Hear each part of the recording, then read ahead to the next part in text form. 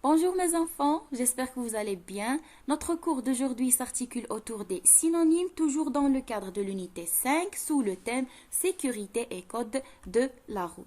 On commence tout d'abord par une petite révision. Alors observez les mots suivants. Être effrayé, poilu, avoir peur et velu. Alors, est-ce que vous avez compris le sens de ces mots? On va faire ça ensemble.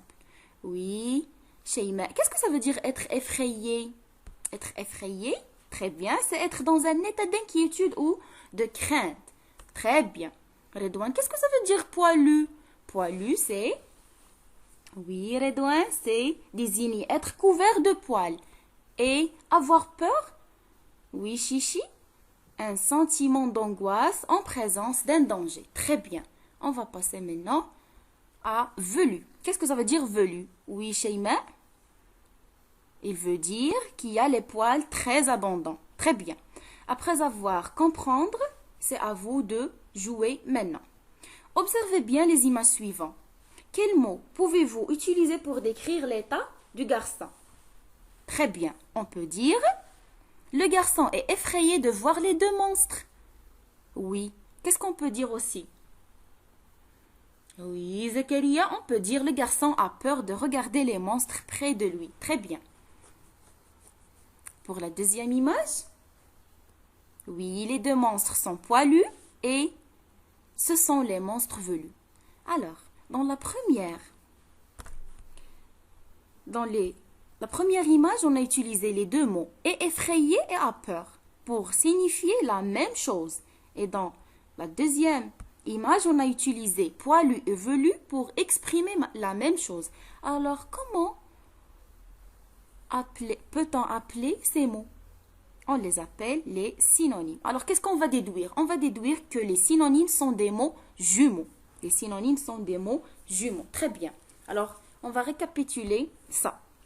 Les synonymes sont des mots qui signifient presque, et je souligne presque la même chose, et qui ont pour rôle d'éviter la répétition. Super. Alors, après avoir comprendre, on va passer à l'entraînement. On va s'entraîner. On va faire l'exercice 1, la page 175. Alors, la question ou bien l'exercice consiste à barrer l'intrus. Alors, avant de faire l'exercice, je vais vous expliquer. Alors, l'intrus, c'est un élément qui n'appartient pas à la même famille des autres. Regardez ici, c'est un chien, chien. Et regardez la demoiselle chatte. Qu'est-ce qu'il est en train de faire ici? Voilà, je vais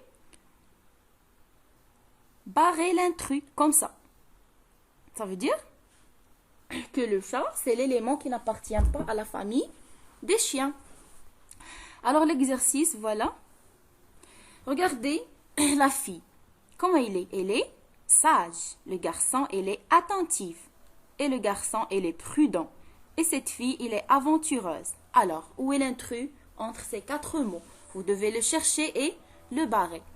Deuxième exemple, accélération, rapidité, vitesse, prévention. Où est l'intrus? Vous devez le barrer. On va passer à l'exercice 2. Je remplace les mots en rouge par leurs synonymes.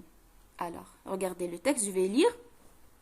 Leïla a préparé un gâteau à l'occasion de l'anniversaire de sa maman.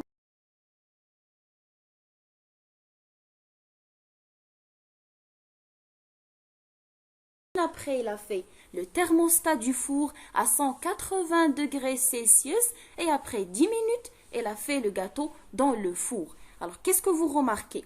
Il y a le mot fait, c'est le verbe faire qui se répète toujours.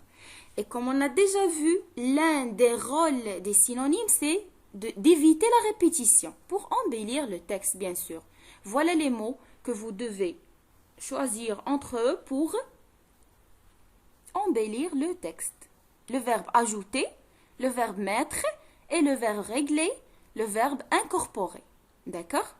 Je vous souhaite bonne chance. On se rencontrera après quelques minutes. Alors, maintenant on va corriger et je pense que c'est facile. Pour sage, attentif, prudent et aventureux, le mot ou bien l'intrus c'est aventureux. Très bien. Deuxième exemple. Accélération, rapidité, vitesse et prévention. L'intrus. Oui, et oui, très bien, c'est prévention. Pour l'exercice 2. Alors, Leïla a préparé, je ne vais pas relire le texte. Alors, on va laisser le premier fait et on va remplacer le deuxième fait par ajouter. Au lieu de dire elle a fait fondre le chocolat et elle a fait les œufs, on dit elle a fait fondre le chocolat puis elle a ajouté les œufs. Très bien. Remplacé par ensuite elle a incorporé la farine. Ensuite, elle a incorporé la farine. Très bien. Au lieu de dire et ensuite elle a fait la farine. Après, elle a réglé le thermostat du four. Et enfin, elle a, au lieu de dire elle a fait le gâteau dans le four, on dit elle a mis le gâteau dans le four. Très bien. Au revoir et à la prochaine, Inch'Allah.